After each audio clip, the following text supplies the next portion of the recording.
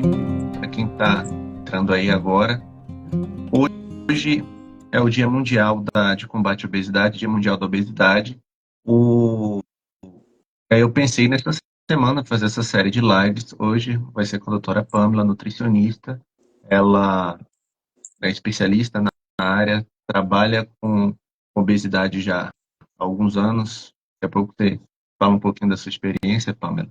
E a intenção da gente de fazer essa série de lives é justamente trazer um pouco de foco para a obesidade, o tanto que tem de risco, né, em redução de expectativa de vida, em doenças associadas. Até hoje mais cedo eu fiz um stories comentando que a expectativa é que até 2035 uma em cada quatro pessoas no mundo sejam obesas e que o número de crianças obesas aumente 100% até esse período. Então, é algo que é importante a gente conversar, é algo que é importante a gente trazer à tona e conversar bastante sobre isso. Até para a gente pensar em maneiras de prevenir esse problema. Né, Pamela? Então, Sim. se apresente aí para te conhecerem, saberem com quem eu estou falando. Boa noite a todos. Eu sou Pamela, sou nutricionista. Já atuo na área de obesidade desde 2010.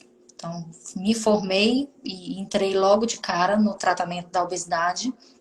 Fiz especialização, sou especialista na área de obesidade e cuidados terapêuticos, incluindo os tratamentos clínicos e os tratamentos cirúrgicos. E também sou especialista em nutrição clínica funcional e fitoterápica. É importante a gente falar um pouco sobre a obesidade para trazer essa conscientização. Né? A gente traz dados estatísticos que muitas vezes assusta, mas que traz uma realidade e que precisa ser cada vez mais trabalhado nos consultórios, nos atendimentos, né? No aprendizado, para que a gente possa, né, diminuir o impacto da obesidade, Uhum. né, no quadro de saúde, e é um quadro de saúde numa perspectiva mundial. Né? Nós, no Brasil, a gente, querendo ou não, a gente tem visto comportamentos similares ao dos países de primeiro mundo, principalmente no aspecto nutricional, na forma como, né, a gente passa a se alimentar e que traz um impacto de forma direta, né, no caso da obesidade, na estatística da obesidade. E uma coisa, Pamela, que eu achava até interessante na gente esclarecer um pouco.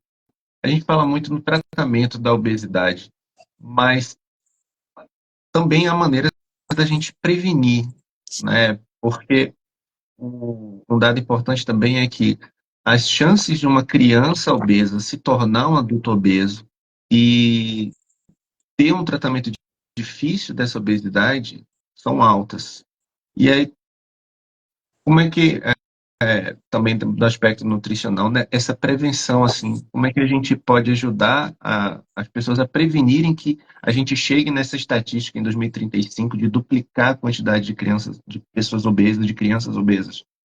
A nossa preocupação no foco nutricional é justamente conscientizar para a prevenção. Então, aquelas crianças muitas vezes que já têm fatores, né, de risco, como o fator genético, o hábito alimentar, às vezes tem algum processo alérgico, faz uso na infância de muito corticoide, a gente já traz uma característica. Até porque a gente não pode esquecer que a obesidade ela é uma doença crônica. Quando ela é desenvolvida, ela não tem cura, mas ela tem controle. Né? Então, ela tem uma causa multifatorial, então a gente não traz somente o aspecto genético, porque muitos dos pacientes eles chegam no consultório e traz esse relato. Então, eu sou gordinho, eu estou obeso porque eu tenho um fator hereditário, a minha família toda é acima do Fala que a família toda é obesa. isso.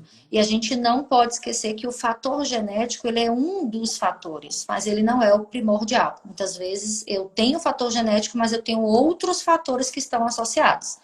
Desde os fatores psicológicos, os fatores comportamentais, o estilo de vida, o uso de medicações. Então a gente precisa muitas vezes detectar quais são as principais causas e gatilhos. Mas quando o paciente chega para a gente já neste contexto, muitas vezes ele já vem por um tratamento tardio, que é mais doloroso. Na expectativa dessa estatística, a gente tem trabalhado atualmente, inclusive nas escolas, com o aspecto da reeducação alimentar. Então, trabalhar com essa criança desde a infância, trabalhar com essa família desde os primeiros anos de vida, para que essa implantação desse processo alimentar ele seja gradual e contínuo. Porque a criança, muitas vezes, ela é imposta um hábito alimentar que é inserido dentro da família, então ela traz como um retrato nutricional aquilo que muitas vezes ela encontra em casa. Até porque muitas vezes a criança ela não tem um poder de compra. Não é ela que vai ao mercado fazer a compra, né? Não é ela que vai adquirir os alimentos. Então, os adultos eles têm que ter essa participação, de responsabilidade, de conscientização, para que aquela criança ela vá adquirindo aos poucos mudança de hábitos, já que muitas vezes ela já tem alguns fatores de riscos associados. Então, a primeira coisa que a gente fala é detectar esses fatores de Uhum. riscos e ir trabalhando com eles de forma preventiva. Isso aí que você falou, achei realmente assim, é uma coisa que pesa muito, essa questão assim, não é a criança que vai comprar a comida. Ela muitas vezes ela é seletiva, obviamente, né? A criança tem um pouco mais, tem um paladar um pouco diferente, mais seletivo, mas cabe aos pais educarem. Sim. E isso até me lembrou uma coisa que acho que era o meu pai que falava muito quando eu era criança. Quando começava a botar muito chilique para não querer comer, ou querer escolher guloseima e não querer comer a comida, eu me lembro dele falar assim, tendo comida, de fome não morre. Então, se a gente realmente der as opções de comidas mais saudáveis e acostumar o paladar da criança desde cedo, ela não vai passar fome e na verdade, ela vai começar a optar por essas comidas mais saudáveis. Sim, e isso é um retrato que a gente vê, inclusive, com o adulto. Porque quando ele chega no consultório já com um quadro de obesidade, para ele mudar o hábito que ele traz desde dessa infância, para ele é muito mais difícil. É muito mais doloroso, né? Muitas vezes traz traumas emocionais e psicológicos que estão relacionados à comida. Né? E eu costumo dizer que a comida, o aspecto nutricional da obesidade, ele tem múltiplos fatores, porque você come quando você está alegre, você come quando você está triste, se você tem um evento social, você, né, tem a alimentação envolvida, A comida e a gente, está em tudo. a comida tem tudo, né? Então, você querendo ou não, você não come muitas vezes somente por prazer, mas você traz outros reflexos envolvendo a alimentação. E para ele mudar esses reflexos de uma hora para outra, requer um tratamento multidisciplinar. Então, eu costumo dizer que desde a criança ao adulto, então independente de faixa etária, quando a gente trabalha os aspectos preventivos da obesidade, ou mesmo quando já se tem um quadro diagnosticado para o tratamento, eu preciso de um suporte de profissionais para que ele entenda que o comer não é só um ato mecânico. Eu tenho Uhum. outros lados que estão associados. E atualmente a gente vê que a praticidade, a gente querer comer de forma mais prática, tem feito com que as escolhas alimentares elas tenham uma característica calórica e nutricional em desequilíbrio. Então, isso é um dos Uhum. principais fatores nutricionais que vai interferir de forma direta na obesidade, no tratamento dela. Tanto de forma Você falou, positiva ou como desculpa. combate. Uhum. Você falou uma palavra que é bem crucial assim para esses pacientes. Calorias. As calorias, elas são todas iguais? Tipo, primeiro, quero voltar um pouquinho e perguntar. Comentar uma coisa que eu costumo falar com os pacientes, que parece que a palavra dieta, quando fala dieta, para esses pacientes tem um peso negativo, de algo sofrível. Então, até eu procuro usar esse outro termo que você usou, de reeducação alimentar, para tirar um pouco do peso que a palavra dieta tenha na cabeça dessa pessoa, né, para direcionar, porque é uma reeducação, algo que vai ser sustentável. E aí, o negócio da caloria que eu queria comentar com você, e te perguntar, na verdade. A, primeiro, contagem de calorias funciona? E aquela questão, todas as calorias são iguais? É só contar caloria e manter o déficit calórico que Não. resolve? Até porque, como eu falei anteriormente, essa obesidade ela é multifatorial. Então, muitas vezes, inclusive relatos da maioria dos pacientes que chegam no consultório, doutor, eu já fiz diversos tipos de dieta, já consumi dietas de baixa caloria e não consigo chegar à minha meta, não consigo perder a quantidade de peso, né, que eu consigo, que eu possa sustentar. Porque muitas vezes o paciente ele até perde, mas ele nunca chega à meta que seria o ideal, ou então ele volta a engordar tudo de novo. Então, caloria, ela tem que ter um equilíbrio. Eu costumo dizer para os pacientes, inclusive, que se a gente aprendesse o contexto da palavra dieta, a gente entenderia que dieta significa o estilo de vida, não uma alimentação exclusivamente restrita. Então, se você consumir 2.000, 3.000 calorias dentro de uma Uhum, dieta de carboidrato, proteína, lipídio, vitaminas e minerais, e aí muitas vezes tem que entrar um contexto dos micronutrientes também. A gente uhum, precisa, né, equilibrar os nutrientes para que eu consiga uma perda de peso que é saudável, para que ela se mantenha nessa perda de peso até ela chegar na sua meta. Então, a caloria, ela muitas vezes é utilizada como estratégia rápida. Eu preciso perder uhum. muito peso, restringir, e quando você volta a comer uma quantidade que o seu organismo necessita daquela caloria, você volta a engordar. Até porque quando a gente estuda o balanço de equilíbrio entre o hábito alimentar e o gasto calórico, né, que normalmente seriam as atividades físicas realizadas durante o dia, o exercício, eu tenho que manter um equilíbrio, né, entre a distribuição de nutrientes e essa caloria que vai ser ofertada. E na grande Uhum. maioria, a gente não faz isso. A gente faz, muitas vezes, restrição de qualquer forma. E aí, muitas vezes, deficiências de vitaminas, né? O aporte muito baixo de carboidrato numa dieta de baixa quantidade calórica pode acarretar mais perda de massa magra, de água corporal, de perda de densidade óssea do que efetivamente gordura. Aí, quando você muitas vezes desvia do tratamento, né? Ou volta a comer um pouco mais, você volta a fazer o que a gente chama de efeito sanfona. Você volta a engordar, né? Até mais do que você muitas vezes perdeu. Então, assim, o paciente ele não precisa parar de comer o que ele gosta, né? Não precisa ter essa ansiedade da separação, esse luto da separação com alimentos que ele gosta. Tem É, muita questão a diferença entre o veneno e o remédio é a dose. Então, regular para comer de tudo um pouco e não muito de pouco. exatamente. E muitas das coisas que a gente utiliza hoje na forma de tratamento nutricional são as estratégias. Então, muitas vezes você pode fazer um ajuste calórico adequado, ter um pouco mais de caloria na sua dieta, na sua prescrição, para você não passar fome e abandonar o Uhum. tratamento, porque na grande maioria eles relatam sentir muita fome, por isso não continuar com o plano que foi recomendado, né, com a prescrição. Então, a gente pode muitas vezes ofertar um teor de caloria adequado, mas que o aporte e as estratégias nutricionais elas estejam ali, né, associando nesse equilíbrio. Então, uma dieta low carb, né, a dieta do Mediterrâneo, a DOSH, a gente tem o plant bem, a gente tem o jejum intermitente, né, a dieta cetogênica.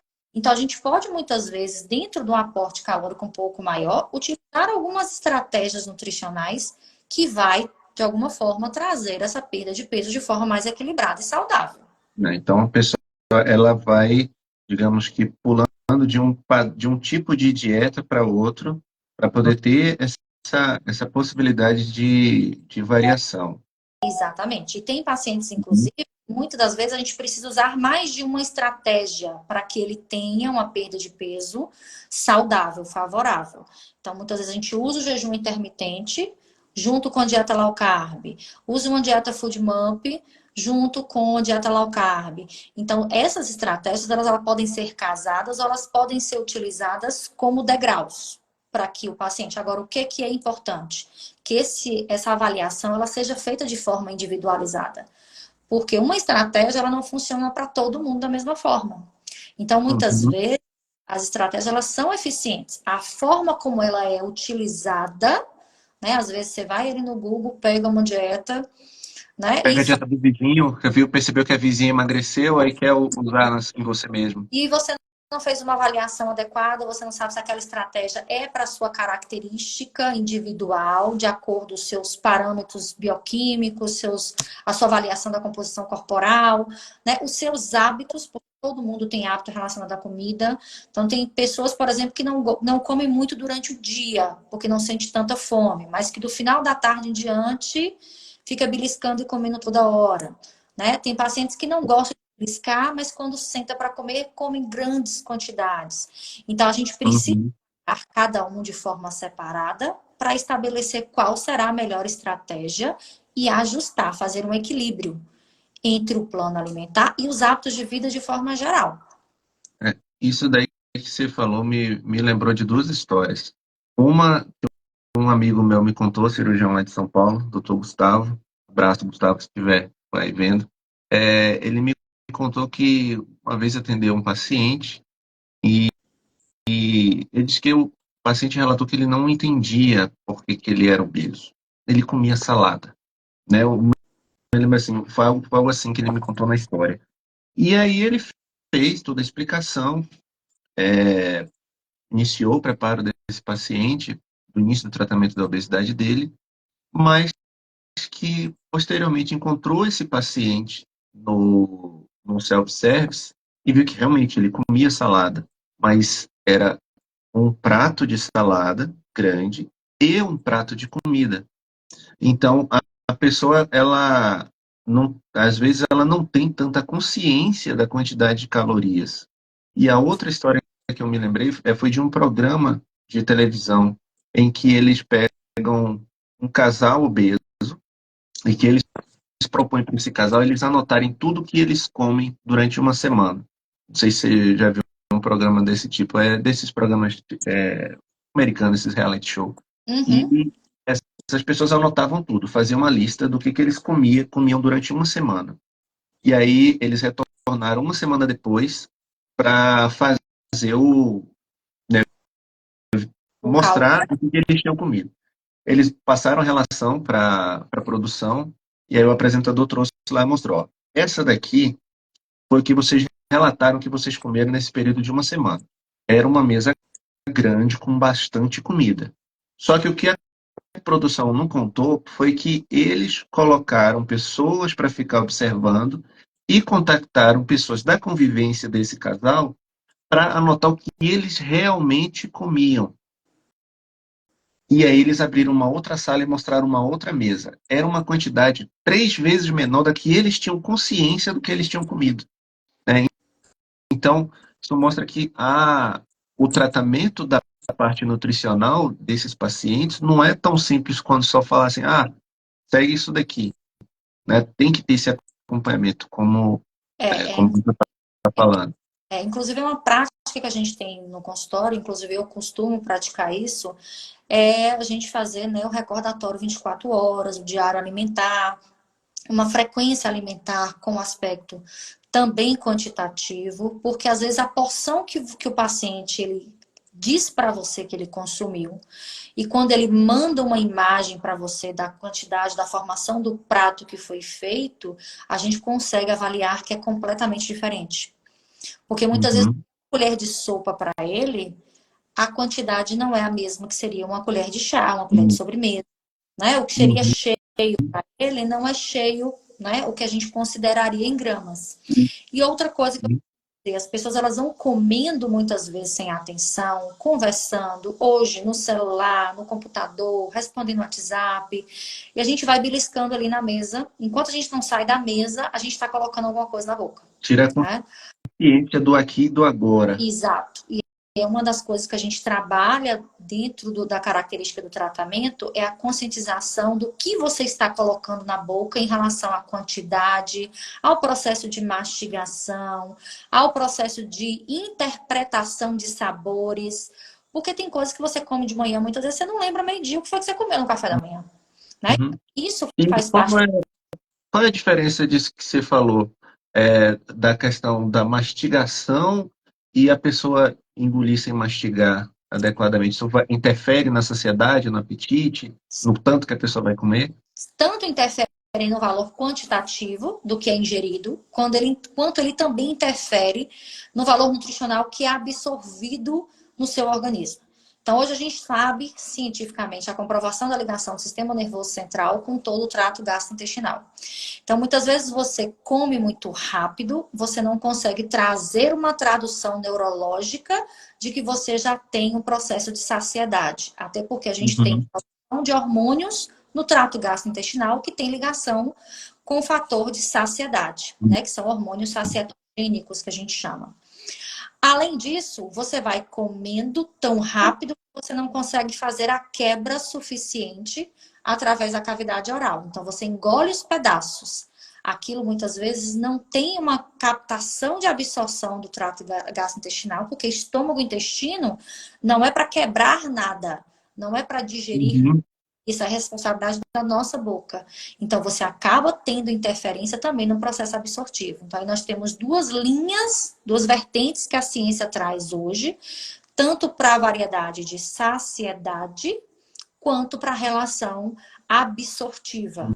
E aí a gente sabe que os carboidratos, muitas vezes, né, consumidos em maior quantidade nas porções das refeições, elas vão ter uma digestão mais rápida no trato gastrointestinal. Aí você come muitas vezes agora uma bolacha, um pão, daqui uma hora você quer comer de novo. Aí você volta na cozinha e pega uma banana, né? Porque você não teve esse processo de mastigação, deglutição, digestão, absorção que estão em equilíbrio. Então, o aspecto nutricional, ela traz de tudo, não é somente a caloria, mas a quantidade, a porção, a forma de mastigar, a forma como eu olho o alimento. Por quê? Porque a gente come com cheiro, a gente come com o olhar, né? A gente come com Uhum. tato, que são coisas, por exemplo, que a gente trabalha hoje com as crianças de forma preventiva para, muitas vezes, melhorar esse aspecto voltado para a alimentação. E que muitas vezes, na Uhum. nossa época, eu falo que eu não sou tão novinha assim, né? A gente muitas vezes papa. A mãe fazia o quê? Batia a comida, ou amassava, misturava Uhum. tudo e fazia a criança comer. Então ela não sabia diferenciar. É. E assim, isso aí que você está falando é bem interessante. Uma coisa que minha esposa sempre procurou trabalhar com. Eu não digo nem só com as minhas filhas, com as minhas filhas e comigo também. O prato colorido, né? Não ficar só aquele prato branco-marrom, branco, marrom e amarelo. Ter os vegetais coloridos para você ter uma variedade de não só de paladares, de nutrientes, Isso. e, e realmente ter uma nutrição melhor. É. Uma A outra gente, coisa, pode falar, a desculpa. gente traz, inclusive, na estratégia de consultório com orientação, o paciente ele deve aprender a formar esse prato colorido. Porque se os alimentos eles têm cores por algum objetivo. E aquela cor muitas vezes representa algum nutriente que é importante. Então não adianta meu prato ser todo laranja, meu prato ser todo verde, porque eu vou estar Uhum. comendo alguma coisa, né, saudável por ser verde ou por ser laranja ou por ser vermelho. Eu tenho que ter as cores variadas para ter esse equilíbrio. Sim.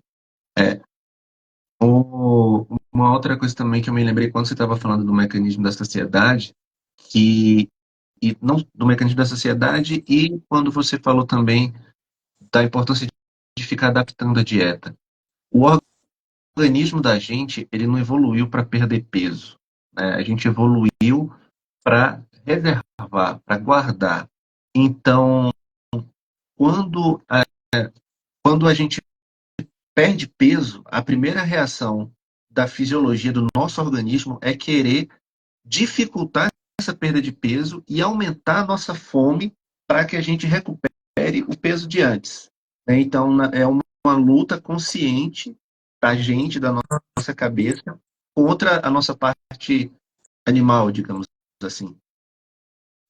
É até porque para a criação humana, como havia poucas opções de alimentos, o organismo ele foi se adaptando fisiologicamente para ter reserva.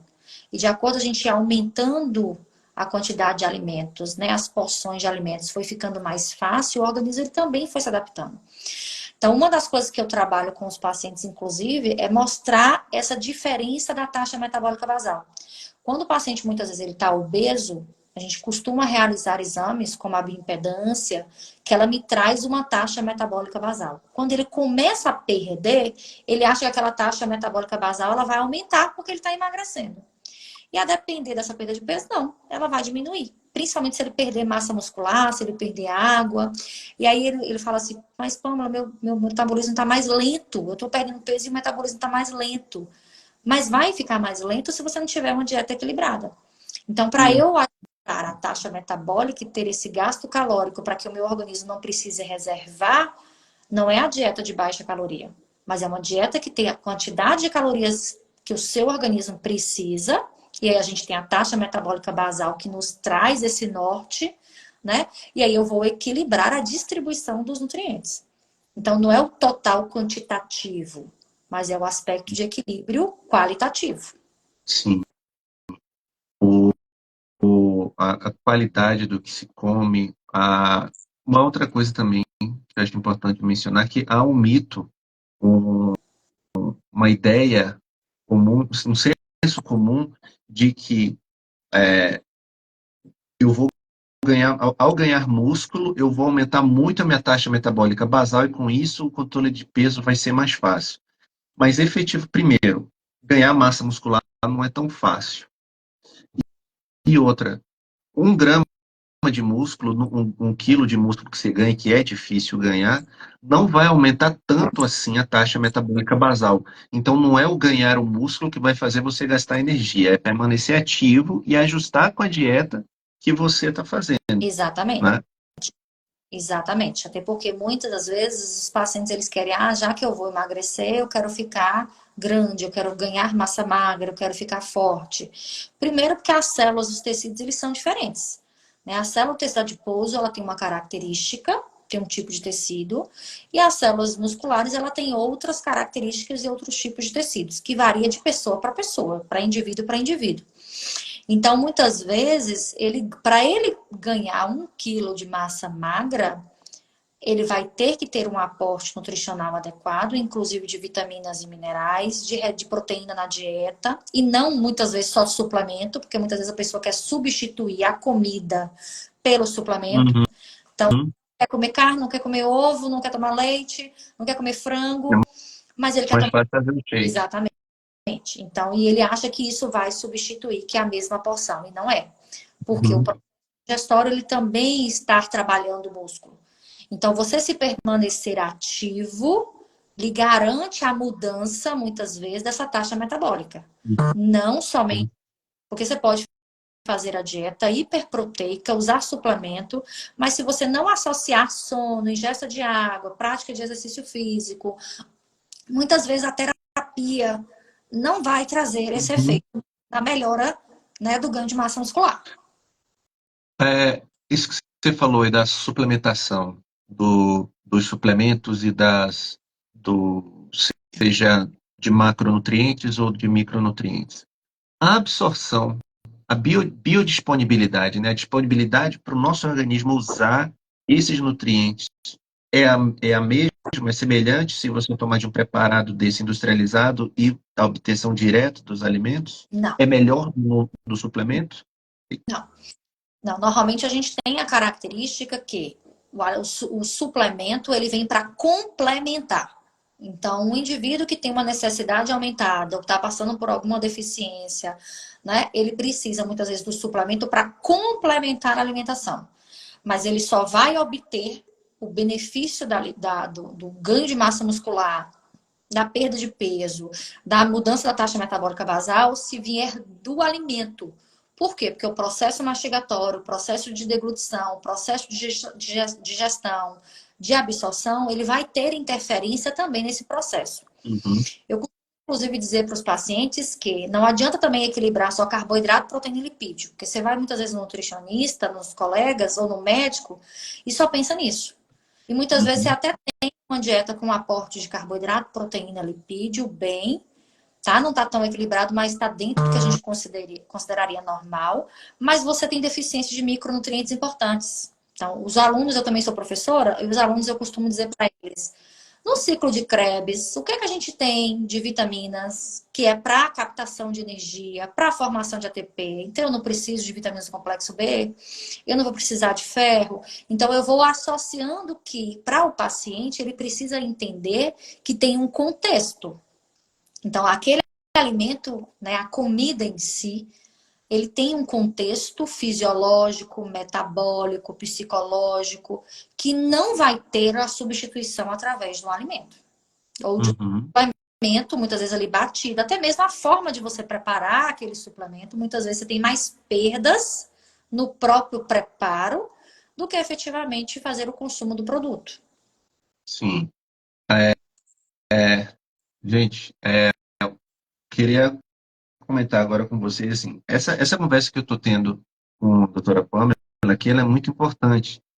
A gente tem um senso comum de se não levar, não dar tanta importância para o trabalho do nutricionista. Todo mundo, a maioria das pessoas acha que sabe comer, que vai precisar ajustar a dieta, é só regular e sempre comeu e sempre viveu assim e vai ajustando do jeito que dá. A maioria das pessoas, para uma pessoa saudável, realmente isso pode até ser aplicável, a pessoa não vai ter tanto problema. Mas para uma pessoa que tem uma condição de saúde, que precise de tratamento, como o paciente obeso, como o paciente diabético, como o paciente que tenha um distúrbio metabólico, uma síndrome metabólica, não é só simplesmente achar que vai comer de qualquer jeito e vai regular aquilo, certo? O tratamento para a obesidade é um tratamento multidisciplinar, não é só passar no médico, no endócrino, não é só decidir que quer operar e vai operar e isso vai resolver. Eu ainda penso assim que não tem como tratar a obesidade sem ter um nutricionista. Às vezes a gente recebe no consultório, não sei até pelo próprio histórico do paciente de ter tido dificuldade de tratar anteriormente, uma certa resistência em ter que passar no nutricionista de novo, tá? Mas não tem outro jeito, gente. Nutricionista é imprescindível para fazer esses cálculos, para você não ficar com deficiência de nutriente, você fazer e fazendo essas adaptações e até ir treinando o paladar. Agora, eu queria trazer um pouquinho nessa. Assim, só chamar também a atenção para quem está assistindo aqui. Vou fazer outras lives, tá, gente? Quarta-feira eu vou conversar com o Dr. Álvaro Albano, colega de Itabuna, cirurgião. Sexta-feira eu vou conversar com outro colega, um médico do esporte, Dr. Danilo. Então, para a gente pegar outros aspectos do tratamento da obesidade. E mais para o final do mês, eu não consegui marcar para essa semana, vou falar com uma outra colega, que é a doutora Helena Malnati. Ela é cirurgiã bariátrica e fez cirurgia bariátrica. Então, a gente vai ter uma oportunidade de conversar com uma pessoa que está nos dois lados desse tratamento. E, Pamela, agora com relação e o paciente obeso que precisa fazer cirurgia, ele não pode simplesmente decidir, ó, vou operar mês que vem e a dieta agora eu vou pensar nela depois da cirurgia. Tem que fazer uma adaptação progressiva antes de operar, não tem? Sim, eu costumo dizer que o tratamento para a cirurgia, um tratamento mais específico para um tratamento cirúrgico, ele tem metas a serem cumpridas antes, desafios que devem ser enfrentados antes e tem a evolução gradual depois. Né? Então, o paciente ele começa um tratamento muito antes do procedimento técnico em si cirúrgico daquela redução de estômago, porque ele precisa entender o contexto dessa Hum. mudança de comportamento. Então, ele está acostumado muitas vezes a comer certa quantidade de alimento, ele está acostumado a fazer somente 2 refeições por dia, ele está acostumado a ter padrões de vida que envolve a comida e que depois de um procedimento cirúrgico não vai poder mais, né, ter, porque provavelmente ele vai ter efeitos colaterais que vai trazer, né, algum desconforto para ele naquele momento. Então, essa mudança na cabeça, ela tem que ter um caminho. E outra coisa que eu sempre costumo a eles, despedidas, porque muitas vezes eles falam, eu vou fazer uma cirurgia, por isso eu posso comer à vontade, vou comer tudo que aparece pela frente, porque eu vou operar e daqui para frente eu não vou comer mais. E eu costumo trabalhar com eles esse processo. Não é porque operou que você não vai comer mais. Você vai comer de forma diferente, em quantidades diferentes e no momento correto. Eu costumo, inclusive, fazer uma terapia, um trabalho com eles de conscientização de que aquele estômago ele passa a ser um estômago do tamanho de um bebê, de um recém-nascido. Então, a capacidade, os movimentos, a produção de sucos gástricos, intestinais, tudo que participa do processo, ele é diferente a partir do momento cirúrgico. Então, a cabeça ela não entende essa mudança de forma tão repentina. Então, essa mudança ela precisa acontecer gradualmente. Então, a gente já começa o acompanhamento, inclusive a perda de peso, ela tem que ser iniciada antes do procedimento cirúrgico, para que eu possa minimizar os efeitos de dores e possíveis complicações que o procedimento cirúrgico pode acarretar. Né? Então, eles têm essa conscientização junto com a equipe interdisciplinar, que aí entra o fono para a gente trabalhar a mastigação, entra a psicóloga para trabalhar a parte de comportamento. Né? Então, a gente vai trabalhando em equipe para essa mudança de hábito ela já acontecer de forma leve e gradual. Então, a gente tem etapas antes e etapas depois. E depois, a gente, além de ter as etapas de caloria, de equilíbrio de nutrientes, de ajuste de vitaminas e minerais, a gente também tem que fazer uma evolução gradual da consistência. Né? Então, muitas vezes, esse paciente ele precisa entender que ele vai passar por aquele processo de dieta líquida, dieta pastosa, dieta branda, para depois ele voltar para uma dieta sólida, onde ele vai ter o contexto de alteração de paladar. Então, muitas vezes, o que ele tinha o hábito de comer de forma compulsiva, ele não vai conseguir comer depois. Ou então, muitas vezes, ele vai criar alguma intolerância por conta do trato gastrointestinal. Então, açúcares, gorduras, né, doces, alimentos mais calóricos vão causar algum efeito colateral quando consumido. Então, você precisa aprender a comer esse tipo de alimento no momento certo, numa quantidade adequada, para que você não tenha esse desequilíbrio. Isso, e você falou um negócio que me trouxe lembranças. A questão da despedida, tem um evento que me chocou muito na época da residência, que no serviço de residência que eu fazia também tinha o serviço de cirurgia bariátrica. E com esse, teve alguns pacientes nesse período que eu observei que deram sinais claros, que não passaram por esse processo de adaptação. Um deles a gente percebeu, foi percebido na enfermaria, né, pelos pedidos dele. Né, foi uma cirurgia que foi suspensa e ele pediu uma quantidade de comida que não era compatível com uma pessoa que estava num processo de preparação para uma cirurgia.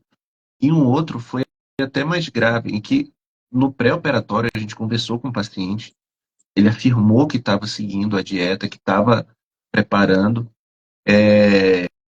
ele confirmou que nos dias anteriores ele estava seguindo o padrão alimentar, e, no entanto, quando iniciou a cirurgia, percebeu-se que o estômago dele ainda estava cheio de resíduo. Ou seja, o paciente ele não passou pelo processo e ele se pôs num risco absurdo, né? Ao omitir que ele tinha consumido uma quantidade, ele estava com um período de jejum adequado. Conforme ele tinha dito, que ele estava com 8 ou 10 horas de jejum. Hoje nem se usa um período tão prolongado de jejum. O ideal é um período de jejum até menor. Mas mesmo nesse período de jejum que ele disse que estava, ainda tinha muito resíduo no estômago. Então, esse tipo de atitude traz um risco incomensurável para o paciente no pós-operatório. Né? Então, essa conscientização é importante, essa adaptação é importante.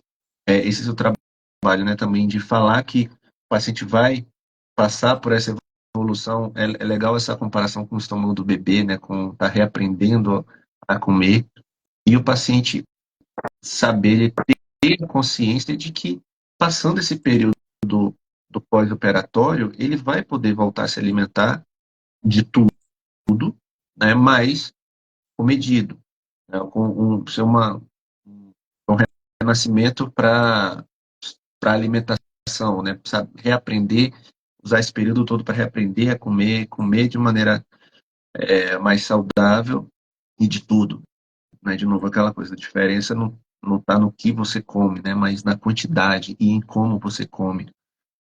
É, para esses pacientes, inclusive, né, eu tento fazer um trabalho antecedente à cirurgia de conscientização justamente para isso. Porque eu costumo dizer, ó, a cirurgia não é uma dieta que você começou a fazer hoje, amanhã você não enjoou, você não quer mais, você vai abandonar. Não tem como. A mudança anatômica e fisiológica, ela tá aí.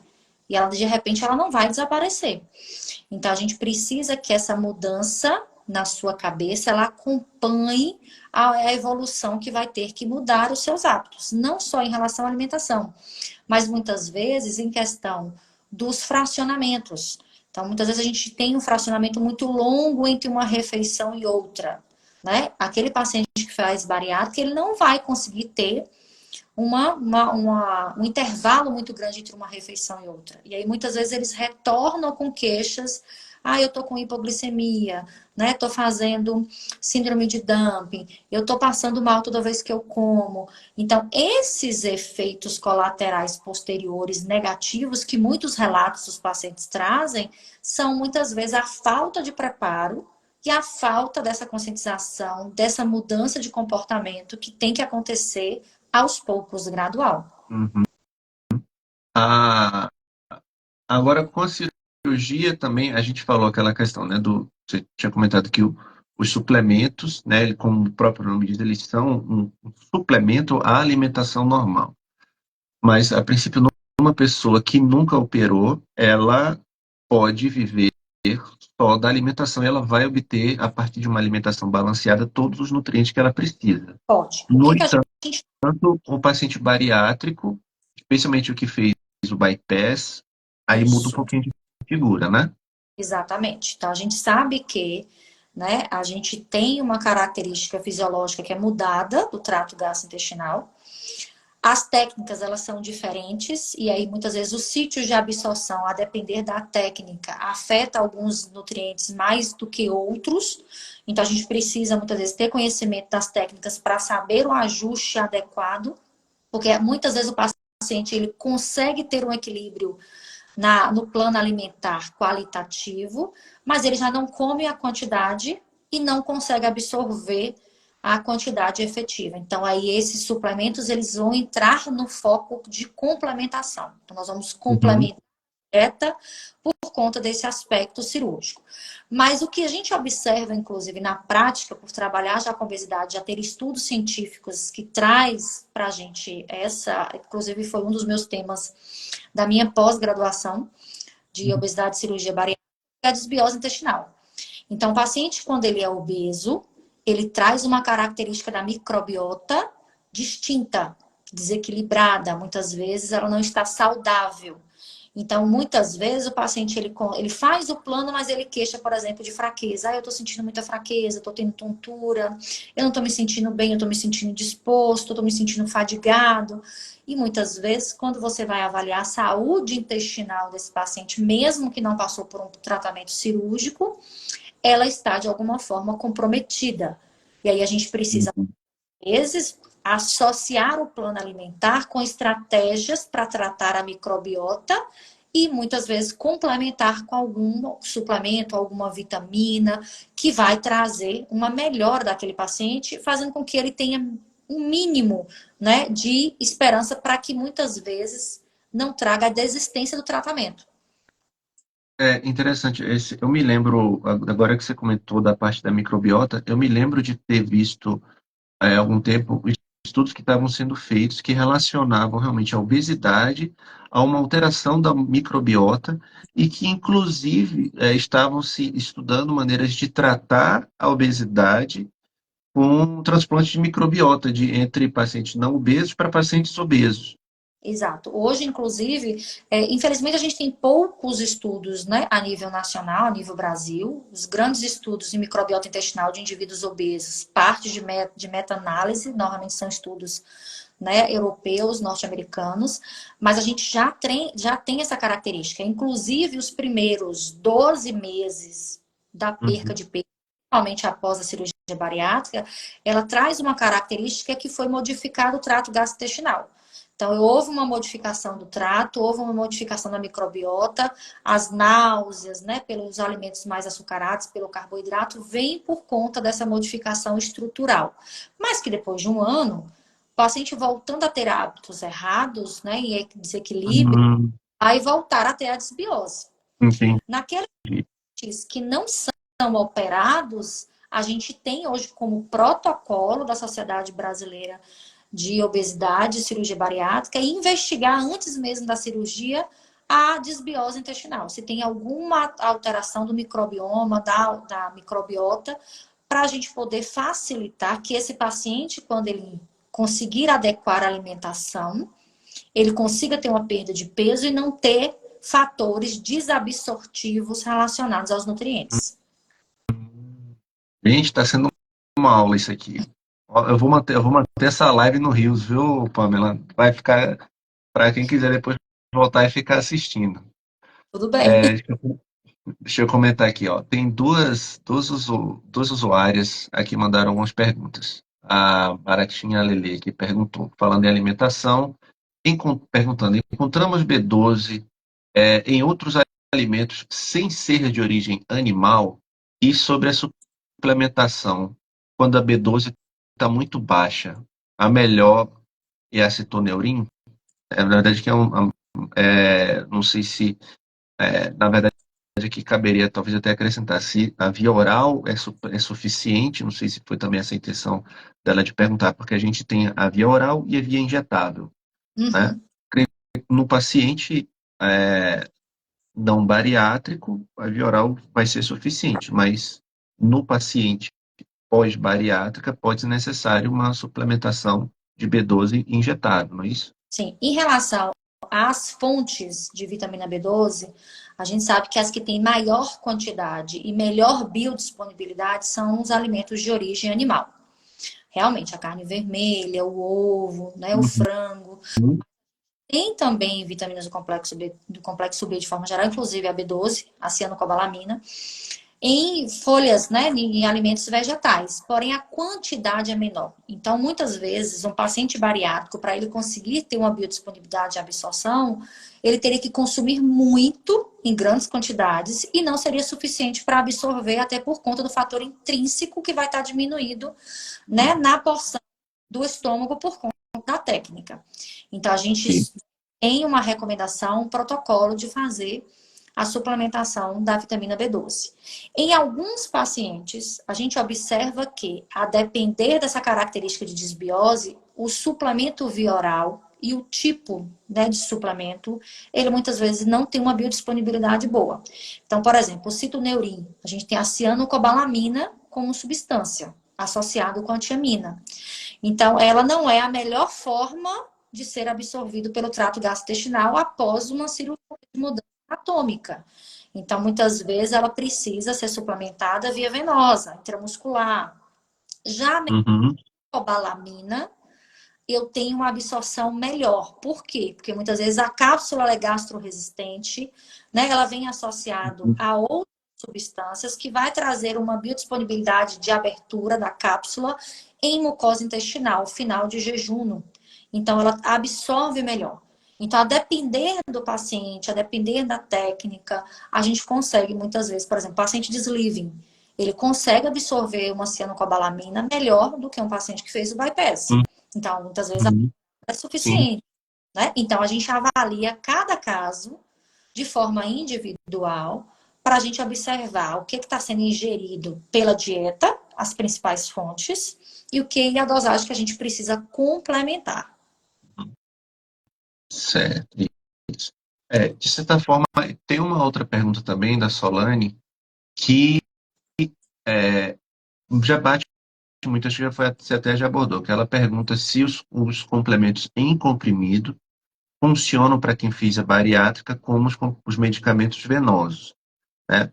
Mas como a doutora Pamela falou, com a mudança anatômica de uma cirurgia bariátrica, especialmente no bypass, em que você faz um desvio do estômago, a pessoa fica com o estômago residual com volume pequeno, em torno de 30, 50 ml no máximo. A acidez do estômago ela é muito reduzida. Então a pessoa acaba tendo a dificuldade de absorção de alguns nutrientes, dentre eles a vitamina B12, o ácido fólico, ferro, né? E aí, como a questão não é do aporte nutricional, não é porque a pessoa não está conseguindo ingerir aquele nutriente, é porque o organismo ele fica com a dificuldade de absorver aqueles nutrientes. E aí a alternativa acaba sendo a parenteral. E muitas vezes a gente precisa complementar com esses suplementos para poder fazer esses ajustes, porque aí não é só o aspecto nutricional, Uhum. ou modo do alimento, mas sim a estrutura anatômica que foi modificada. Sim, certo. Deixa eu ver se alguém tem mais alguma dúvida aqui, gente, para mandar. O, então, a gente conversou um bocado aqui, falamos sobre a questão, né, da prevenção, o tanto que é importante a gente ensinar as crianças a comer de maneira saudável e que o ato de amor com os filhos da gente não está em dar o que eles querem, né, o que eles vão escolher. Criança vai escolher doce, criança vai escolher açúcar, mas está na gente prepará-los para se alimentar e se tornarem adultos saudáveis. Né? Interessante a parte toda da suplementação que foi comentada também. Essa parte da desbiose é sensacional, adorei essa parte. Né? Então, assim, vocês viram o tratamento da obesidade, não é somente decidir fechar a boca. Né? Fechar a boca é fácil, mas não é isso o tratamento. Né? E a questão também da cirurgia, que a gente vai conversar mais um pouco sobre isso na quarta-feira, o fato de fazer a cirurgia, ela, que eu já escutei isso de algumas pessoas, né, não de pacientes propriamente dito, mas de outras pessoas fora da área perguntando com relação à cirurgia. Pô, mas se a cirurgia vai restringir, então é só a pessoa parar de comer e comer o que ela comeria se ela tivesse feito a cirurgia. Mas sem se atentar que a cirurgia altera o mecanismo de saciedade, a secreção hormonal, a absorção de nutrientes. Né? Então, não é somente a pessoa, não é somente isso. Tem pessoas que vão precisar do tratamento nutricional somente, tem pessoas que vão precisar de uma associação do tratamento nutricional com a cirurgia, e não vai ser.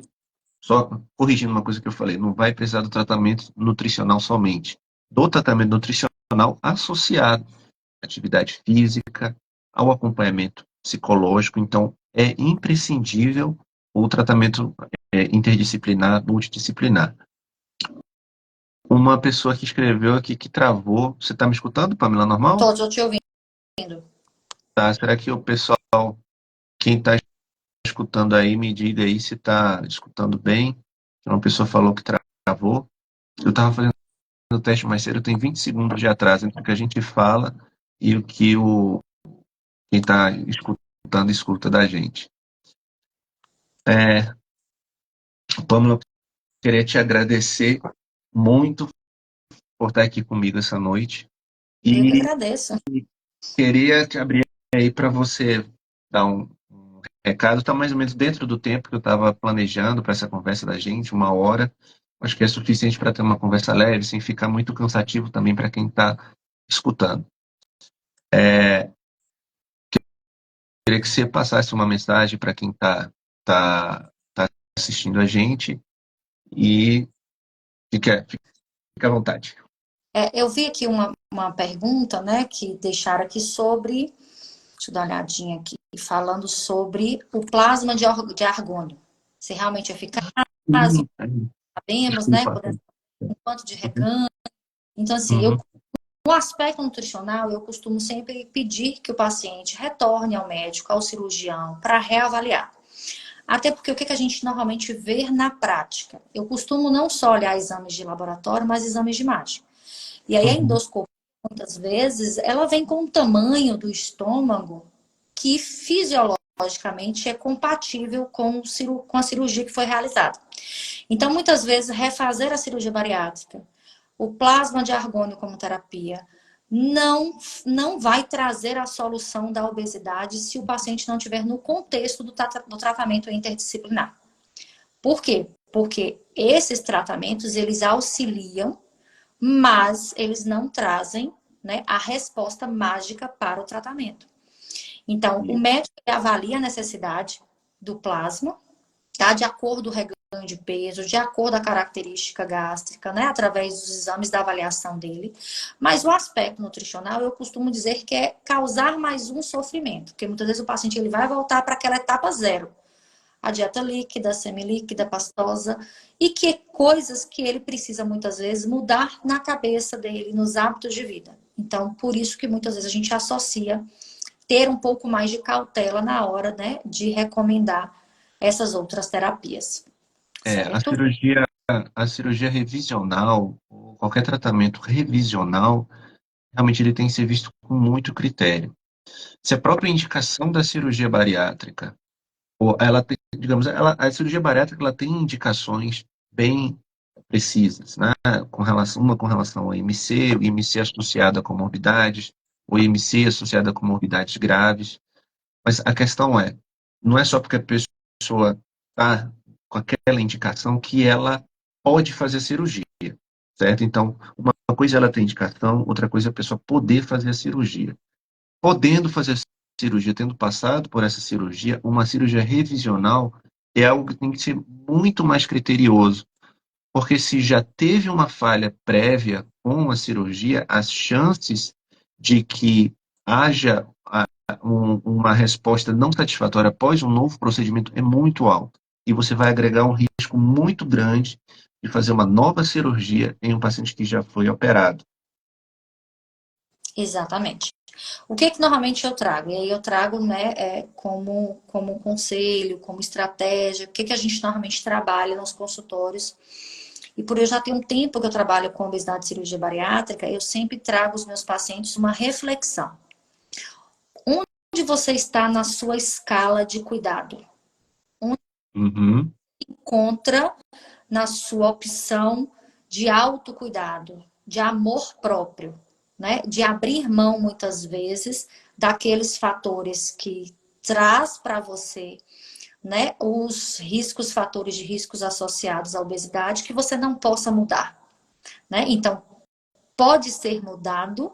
Você tem muitas vezes equipes que são estruturadas para lhe dar esse suporte, o que é importante estar sempre numa equipe bem aparada, que tenha conhecimento das cirurgias, dos tratamentos de obesidade, porque a obesidade não é só olhar, eu tô gordinho, eu tô acima do peso, meu IMC é acima de 30, eu tenho que emagrecer e fazer qualquer tipo de tratamento.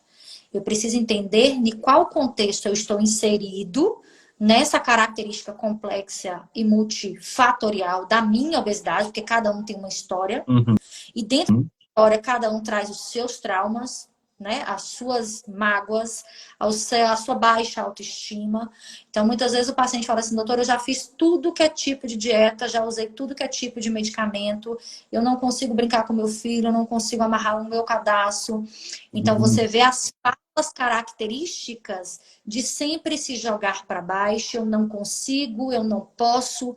Então, vamos tentar mudar também esse fator. Eu vou tentar, eu vou continuar, eu vou persistir, eu me amo, eu vou me cuidar, porque E eu trabalho. quando consegue conquistar isso, a satisfação, a, assim, não é estético, tá? Não é para se adequar a um padrão. O tratamento da obesidade, a proposta, não é colocar a pessoa num IMC certo. Não existe um IMC certo, certo? Existe você sair de uma faixa de obesidade para ter uma vida saudável.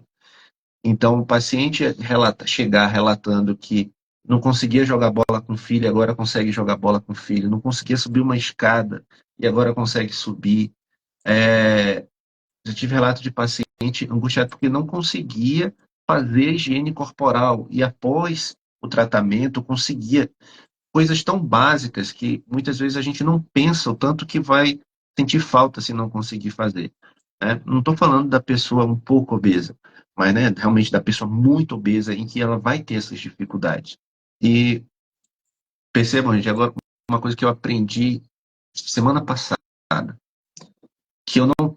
é, a gente está falando aqui, a Pamela já está falando isso desde sempre, acho que ela já sabe até mais tempo do que eu. Não chamar a pessoa de o obeso, mas falar da pessoa com obesidade, né? A pessoa obesa. Porque assim, a gente não fala da pessoa que tem diabetes chamado de o diabético, né? A gente não define a pessoa pela doença, né? É uma pessoa que tem um problema, tem uma obesidade, a pessoa com obesidade. Então, você chamar a pessoa, por mais que queira tirar o peso, né, de falar, não usar o termo gordo, né, não, não querer, achando que tem esse peso, obesidade, o termo obeso, chamar a pessoa de obeso, acaba sendo uma designação, né? Então, tirar esse peso de chamar a pessoa, não definir a pessoa, você é um obeso, mas falar que é uma pessoa que tem obesidade e que vai fazer esse acompanhamento. E a Isso grande pacientes, eles já vêm com esse tabu, né, da própria família. Muitas vezes dizem, você é gordo porque você não quer nada, você desiste. Então, ele já traz essa baixa autoestima, muitas vezes, associada a todo o histórico familiar. Então, eu costumo dizer que ser profissional para tratar a obesidade, que é uma doença, não é um estado físico apenas, tá? Ela é uma doença uhum, texto, a gente precisa aprender a ouvir o paciente, as suas queixas, as suas frustrações, para ter metas terapêuticas para ele, tá? uhum, Por quê? Porque às vezes ele tem algum trauma relacionado a algum tipo de alimento da dieta e ele não vai seguir aquela dieta porque você colocou aquele alimento, ou você colocou aquela preparação, ou você fez alguma coisa naquele plano que reflete a ele ao passado. Isso traz, de alguma sim, forma, aspectos que vai fazer com que ele desista com mais facilidade. Então, a gente precisa uhum, de sensibilidade, né? Eu costumo dizer que o profissional da área de saúde, ele precisa ter essa sensibilidade de entender o contexto da doença, da obesidade como doença, para que a gente possa trazer estratégias junto com o paciente, é um trabalho em conjunto, para que a gente possa trazer resultados positivos para esse paciente, para que ele não tenha mais uma frustração de tratamento. isso. Espera, a gente sempre recebe o paciente na expectativa que nós seremos o último profissional que ele vai precisar procurar nessa jornada dele, né? Para que você seja a nutricionista definitiva, né? E que eu seja o médico definitivo, não porque nós somos melhores do que os outros, mas não, mas porque que a gente consiga identificar, consiga tocar essa pessoa no que ela vai ser importante para o tratamento dela, que a gente tenha a capacidade de reconhecer, né? E que ela não precise mais ficar pulando, procurando uma saída, né? E é isso, né? É uma área que eu acho que é apaixonante, né? Porque pela oportunidade que a gente tem de modificar a vida das pessoas o, com esse tipo de tratamento. Quem não é da área muitas vezes fica sem entender um pouco, achando que, pô, mas é uma responsabilidade grande. é, Você usa o termo, né? Você casa com o paciente, mas Eu se a costumo gente gosta, vai fazer o quê, né? A gente exatamente, gosta disso. exatamente. Eu realmente me apaixonei pela área. Na verdade, eu conheci a cirurgia bariátrica no INTCO em Salvador quando eu estava me formando, nem tinha terminado a graduação ainda. E foi paixão à primeira vista. Até porque eu costumo dizer para eles, com a relação da nutrição, é um casamento que não tem direito a divórcio, não Uhum, tem volta. Por quê? Porque você vai ter que tratar com a comida, você vai ter que aprender a lidar com a comida para o resto da sua vida. Você não deixa de comer em momento algum. seja sim. independente do tratamento. O seu estômago pode estar pequenininho, você pode estar usando um balão, você pode estar usando um medicamento que vai tirar o apetite, né? Independente da escolha do tratamento, vinculado ao seu Uhum. médico, você precisa entender que a relação com a comida ela tem que estar bem estabelecida. E essa relação você constrói como se fosse um relacionamento mútuo. Então a gente vai construir Sim. passo a passo. Vai ter dia que você vai estar muitas vezes, né, com um pouco mais de ansiedade, um pouco mais de compulsão. Então vamos trabalhar estratégias para conduzir esses aspectos. E aí a equipe multidisciplinar ela vai fazer toda a diferença em saber conduzir esse paciente para que ele se sinta seguro para seguir Uhum.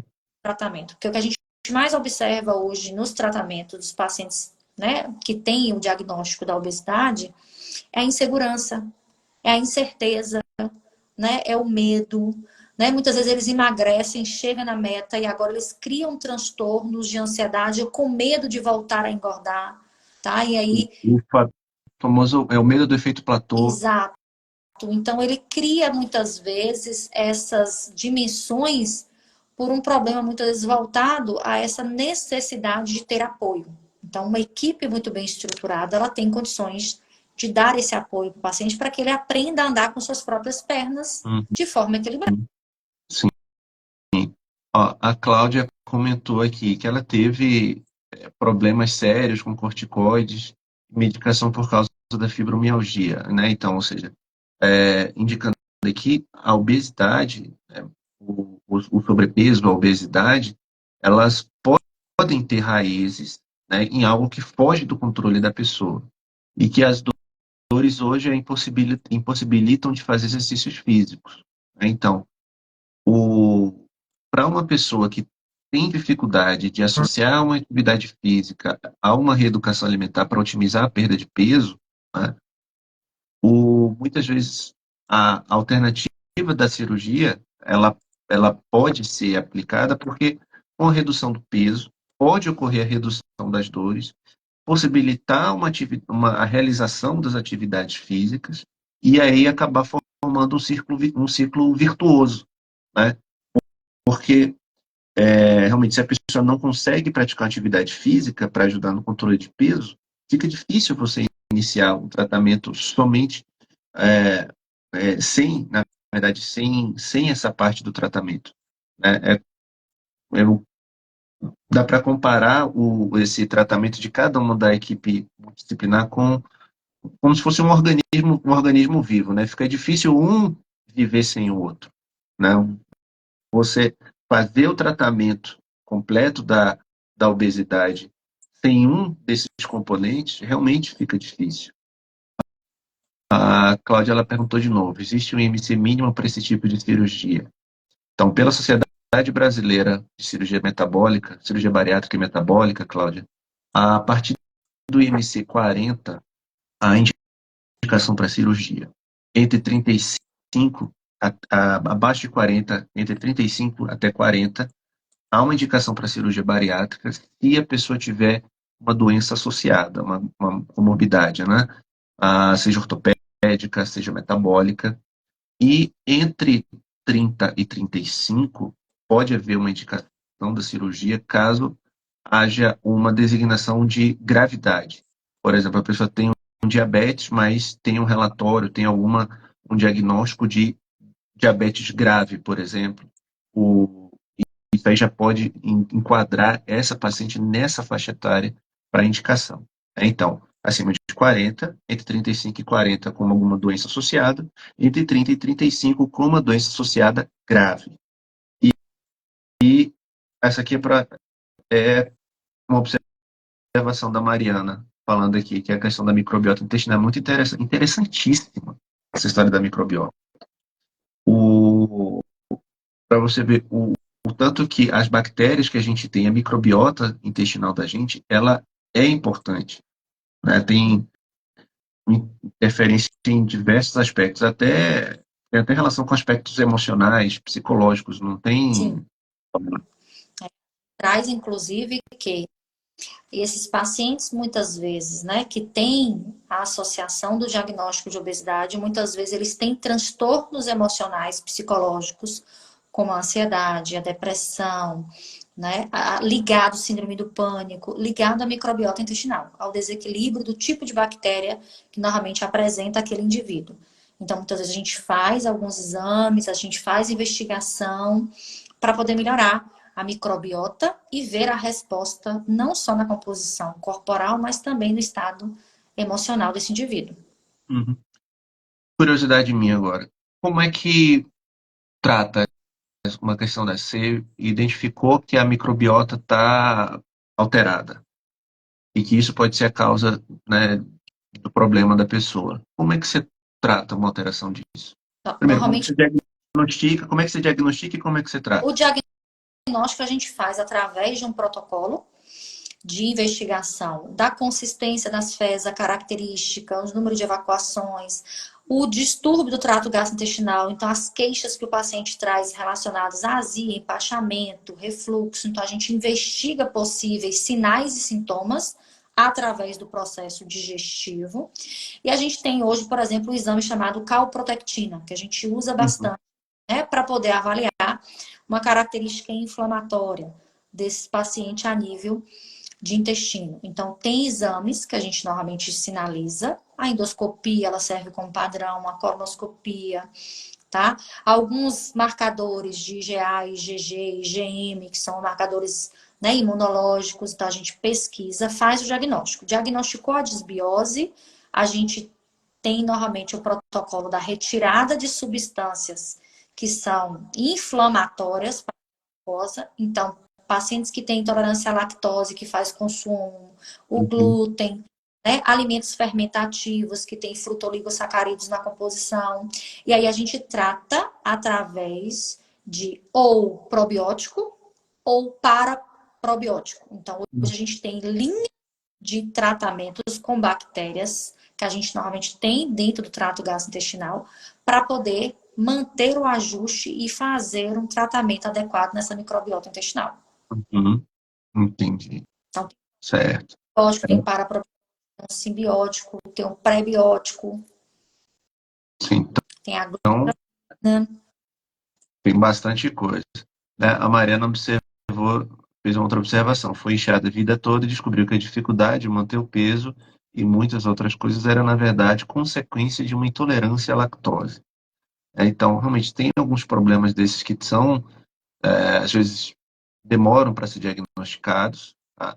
Mas o que não quer dizer que todas as pessoas vão ter esse tipo de resposta, né? Porque a gente até observa periodicamente na medicina a criação de vilões nutricionais, né? A gente passou por uma época do leite, que fazia mal para tudo, voltou agora, né, com um pouco com lactose. O ovo tinha uma época que também fazia mal para tudo, né? Mas a questão é, o leite, ele vai realmente fazer mal para pessoas que têm alergia à proteína do leite, para pessoas que têm intolerância à lactose, o glúten também. Não são todas as pessoas que vão se sentir empachadas com glúten, vão ser as pessoas que têm algum tipo de intolerância, né? Vão ter doença celíaca. E tem essas intolerâncias para diversos padrões, diversos tipos alimentares, digamos assim. Né? Sim, muitas vezes essas intolerâncias, essas alergias, elas fazem parte do contexto da obesidade, não é ela somente que leva à causa. Então, muitas vezes a Uhum, gente tem que olhar o contexto, né, que foi diagnosticada aquela alergia, aquela intolerância e todo o outro contexto habitual do hábito de vida do indivíduo de forma geral. uhum. Certo, legal. Então, Paulo, eu tinha feito aquele agradecimento naquela parte, mas a conversa vai, né? Essas lives, essas conversas vão. Um assunto vai puxando o outro, vai puxando o outro, e realmente muito legal, muito interessante. Agora sim, a gente completou, agora a gente está com 1 hora e 20 conversando aqui, nem parece, passou voando. É, pode, agora se despedir de novo, né? Passar recado pro pessoal para se despedir. De novo, queria te agradecer a presença aqui. Se quiser falar alguma coisa, passar alguma mensagem pro pessoal, fica à vontade aí. Eu que agradeço a oportunidade, né? Hoje, em especial, a gente poder falar um pouco mais abertamente sobre a conscientização da obesidade é importante, né? Ela vem evoluindo e crescendo. Então, tanto, né, os pacientes que sofrem com esse diagnóstico, quanto os profissionais da área de saúde precisam mudar essa forma de ver o tratamento da obesidade de forma mais humanizada, para que a gente consiga realmente ter sucesso no tratamento e minimizar os impactos que a obesidade tem. Porque eu costumo dizer que o impacto da obesidade ela não é só no peso corporal, você se sentir cansado, você não ter uma roupa para vestir, mas ela traz todo um aspecto social, cultural, psicológico, emocional, que leva os pacientes a ficarem doentes e inflamados de forma geral. Então, a gente precisa sensibilizar a população para esse cuidado, para essa atenção, né, que os nossos pacientes eles precisam. E trabalhar a prevenção. Então, a gente precisa trabalhar com a prevenção, parar de somente atuar de forma de tratamento pontual. Isso é algo que a gente pode prevenir, né? E a gente previne também outras doenças mais graves, porque hoje a gente tem um problema de saúde pública. E ele Uhum, não escolhe faixa etária, ele não escolhe gênero, ele não escolhe classe social.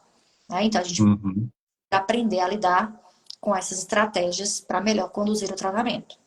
E não levar o aspecto nutricional de forma tão insignificativa, porque ele vai estar envolvido em todo o processo, do início, meio e para o resto da vida. Então, você ter um profissional capacitado que possa lhe orientar para quem onde você possa correr, onde você possa dizer, oh, me ajuda, isso é importante. Então, gente, obrigado a todos por terem ficado até agora. Boa semana para vocês e espero ver vocês aqui de novo. Tchauzinho, gente. Obrigada e tenham uma boa noite.